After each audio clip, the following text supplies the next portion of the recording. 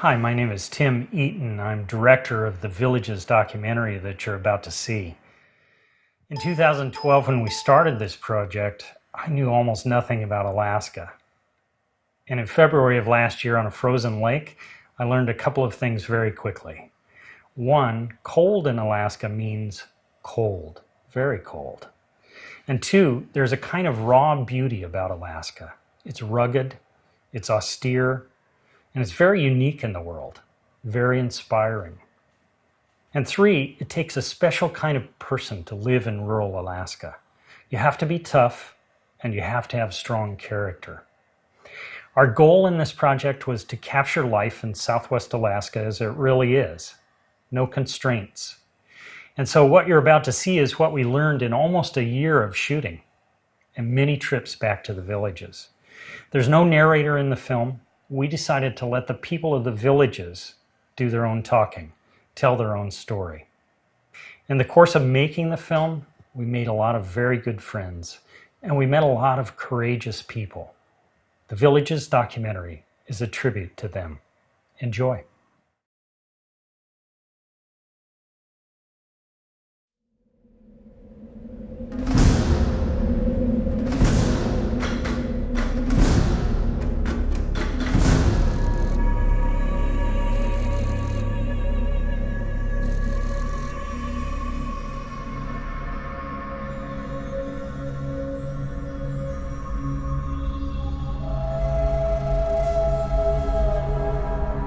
My people had lived here for thousands of years, and we were always taught respect.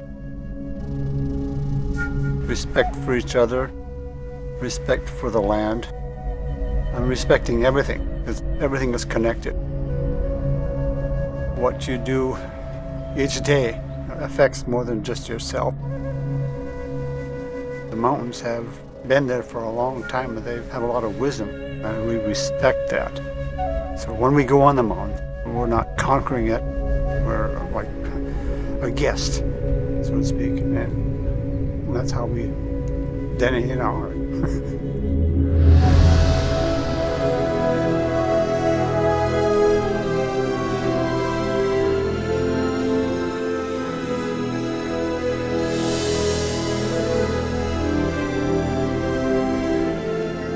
If we could survive on beauty alone in pristine wilderness, we would be the wealthiest people in the world. The challenges are finding a way to sustain ourselves in this beautiful country. I like living in the bush because there's more freedom.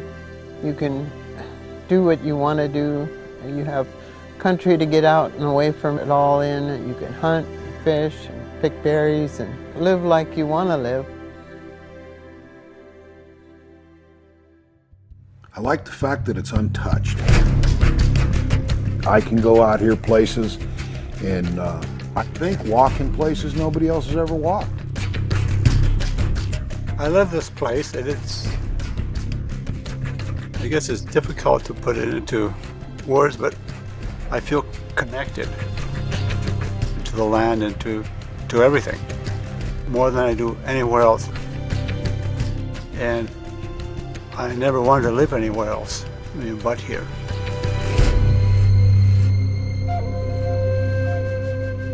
You had to be tough and you had to be smart to live here. And growing up, when the lake or rivers opened up, we'd be told to go and take a swim. And we'd like put some meat on your bones, go out there and make yourself tough. So that's how we were taught. I remember many times my mother helping butcher a moose and put it away, or we would be out ice fishing because that was dinner that night. If we didn't get a moose, if we didn't get a fish, we wouldn't have had food to eat. People here will still practice this, what people call subsistence. That's just a way of life, and try to live off the land as much as we can. For my family, subsistence also means continuing a tradition that we pass on to our grandkids, and plus the food itself, like our fish, accounts for about a third of our diet. You better estimate, God, just not bring them. The fish camp is a big part of all our lives because everybody puts up their winter fish. Especially with the prices of everything these days, winter fish is a big part of our food supply, so we really depend on our fish. I mean, it's been going on for generations and generations.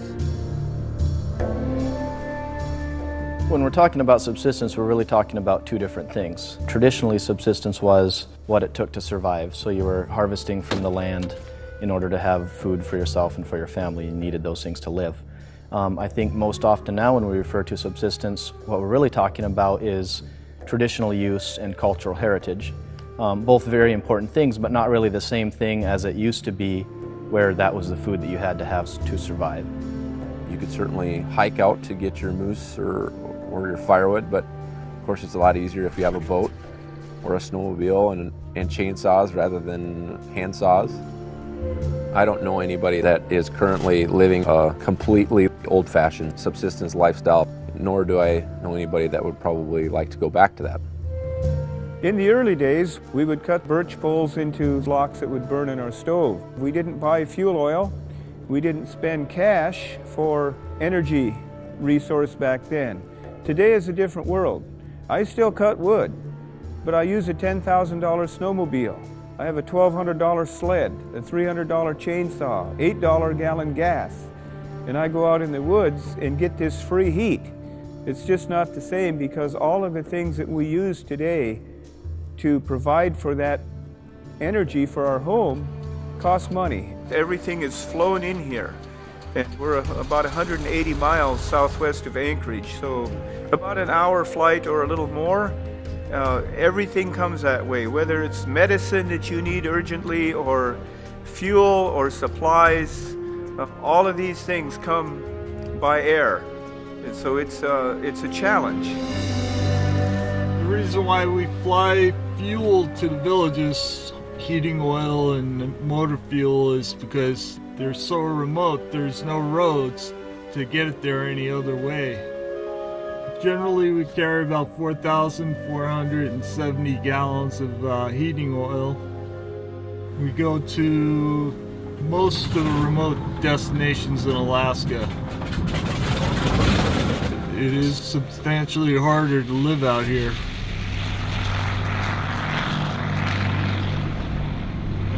Nowadays, you have to have money. We've been forced to move into a cash economy. So we're looking for ways to buy the gas and shells and nets and whatever we need to live off the land.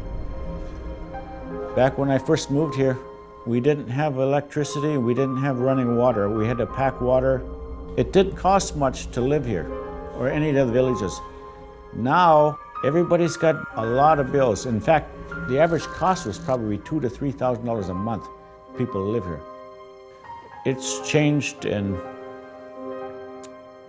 things are going to have to change to accommodate that.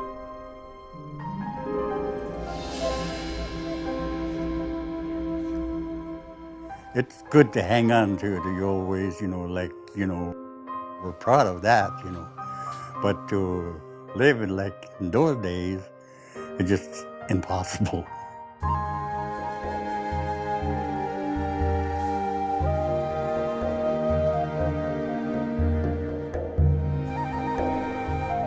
One of the huge dynamics historically in our region is when the governments mandated schooling.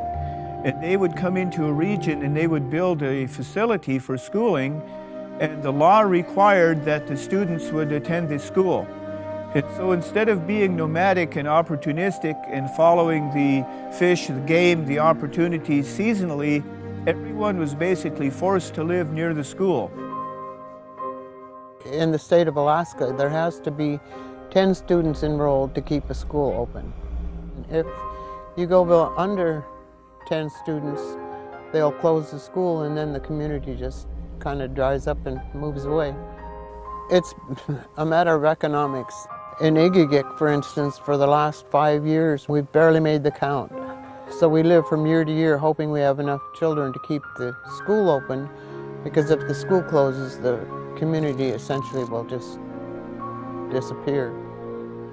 I don't see no village really surviving without school. If us elders, we could be there, but There's no younger people to carry on, you know, the village, you know, keep it alive like one the time we were doing it, you know.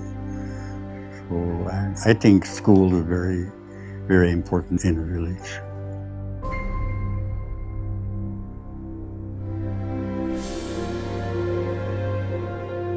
Our population is decreasing because the people can't afford to live in the villages anymore. Our villages are drying up.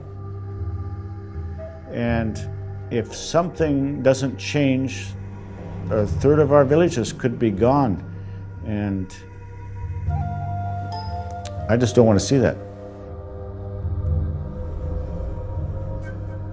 In Dalton or any village, you know, if you can't get a job, they want to move, they want to stay, but there's nothing to move to and nothing to stay for.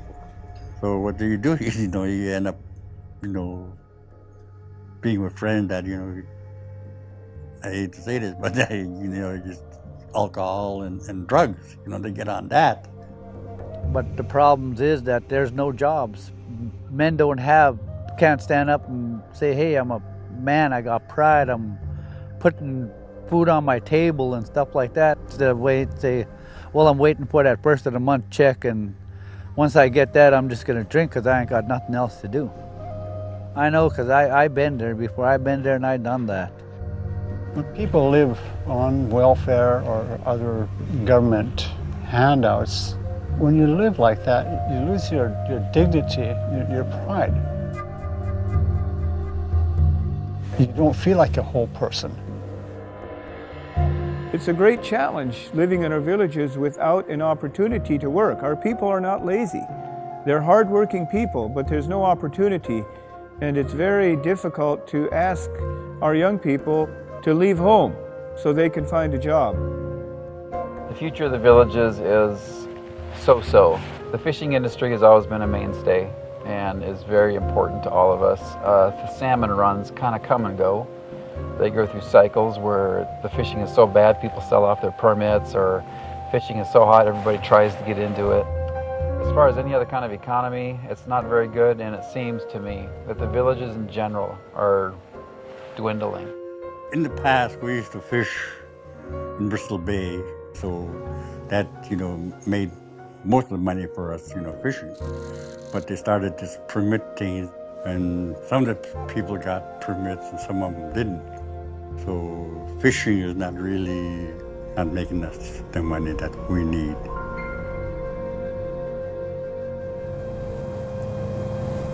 We're in Bristol Bay region of Alaska, the Naknek-Kvichak fishing district, out about 6-7 miles from the mouth of the Naknek River. See if we can't catch a few fish. Okay, throw it out. Everybody thinks that we all have commercial fish up here. Well, it's not. You have to have a fishing permit to be able to fish down in the bay. Since 1980, residents of the Lake and Peninsula Borough have lost or sold over 60% of all the fishing permits in the region. So less than half the people now can fish that used to be able to fish. So fishing doesn't support us anymore. Davey, put the net line over that side.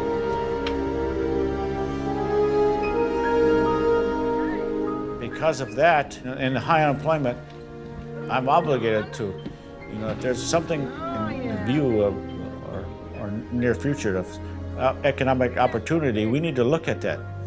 Thank you.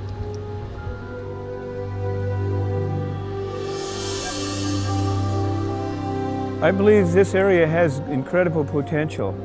I think it's very critical that we get on the side of being producers, not just people that are taking from the government.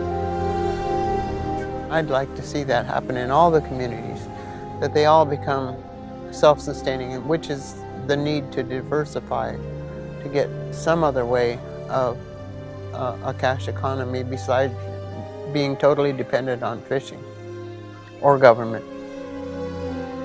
I think outside money is the key to, especially a small village, the key to sustainability. We just have to accept the fact that we have to find a way to bring outside money and business into our communities to have economic viability.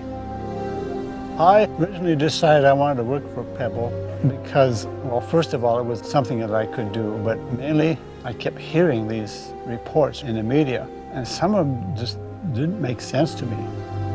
Well, what better way to find out what's actually happening out there than to be out there with the consultants and to see what's happening and to see if they are respecting my land. The Pebble Mine project is a big deal in our region. I haven't really made up my mind whether I'm for it or against it. I just want to see what they plan to do, and then I can evaluate it. But I do appreciate the money that Pebble has spent on the science. The baseline information, to me, is valuable, incredibly valuable. That's the most studied piece of ground in the state, if not further beyond. I own a hunting and fishing lodge, and I've created my living by bringing people from outside of Alaska up here to enjoy the ambiance and tranquility of Alaska. And a hole in the ground probably is not not what we're going to be looking for. I'm not for the Pebble project per se. I'm for the science and the engineering because it has the potential to bring hope to the villages. If we just throw the baby out with the bathwater, then a lot of chances for our young people goes away. A lot of hope for jobs and hope for the future goes away. So economic value equals hope in my eyes. And so I want this emotionalism to go away. I want the process to continue. There's many of my very good friends who are dead set against building the Pebble project, and they're vocal about it. We have great discussions about it. I'm not for building the project, I'm for letting the process continue to see what's offered. Many of them are ready to jump right now on the bandwagon and say, let's just stop it right now, don't even investigate. When I first started, Pebble first came around, I had my No Pebble stuff up, I had my banners up, I had all of that up. But then one day, Val and I woke up and we were looking at each other and said, you know, we got to start learning both sides of it. There's always both sides to every story. I don't want to give up caribou hunting or moose hunting or fishing or berries to let people dig a hole in the ground. If they can't do it right, I would be very opposed to it. But if they can show me that they can, then I'm willing to listen and look at the plans. Pebble's going to put their drill rig up there at that stake. I'm in favor of a full study of every opportunity that comes our way, and in the end, we can decide whether or not it should go or won't go. If an operator can get a license, then they could go to work. If they can't get a license, they don't go to work. If the science comes back and says that this mine can be built and that it can be safe in perpetuity, to be honest with you, then it probably needs to be allowed to be brought into production in a safe manner. Doesn't mean that we all have to like it, but if we expect to have that same latitude in our own businesses, I don't think it's fair to deny that to other businesses. We don't have tourism anymore. We don't have any industry. The sport fishing industry never did really help us out by hiring any local people. What else is there? There's some government jobs, state jobs, but those are very few. So if this mine can be done safely, then I think it should be done. They're creating jobs that some of these kids wouldn't get a chance to do, which is a good thing because you got to quit doing drugs and you got to cut back on your alcohol just to get a job. So with these young kids going down there and working and coming back, you could see they're getting their self-pride back. And you could see that they're providing for their families. A lot of people see that, but they still don't like what they see, but it's there and those kids are actually making their own living. I think that's pretty cool.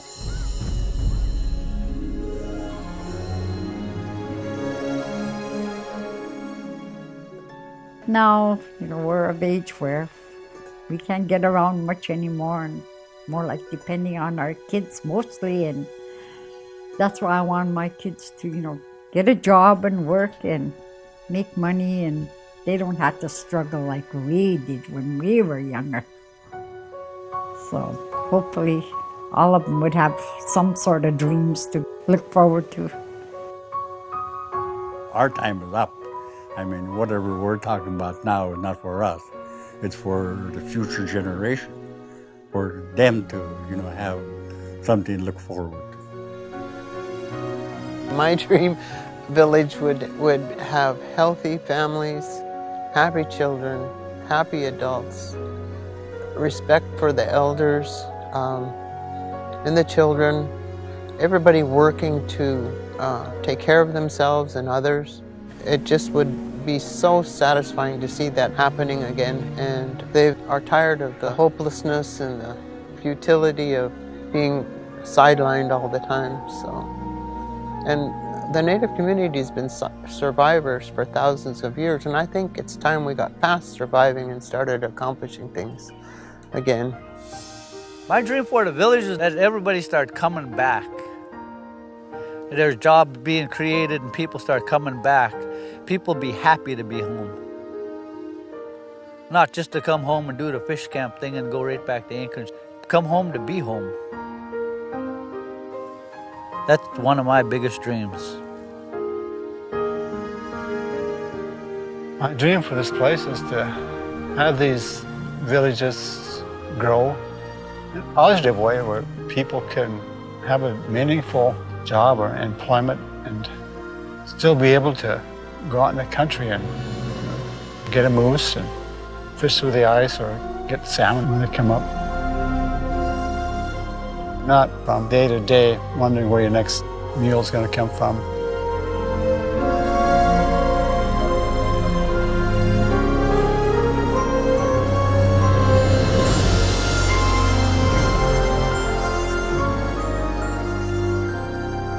That's my dream.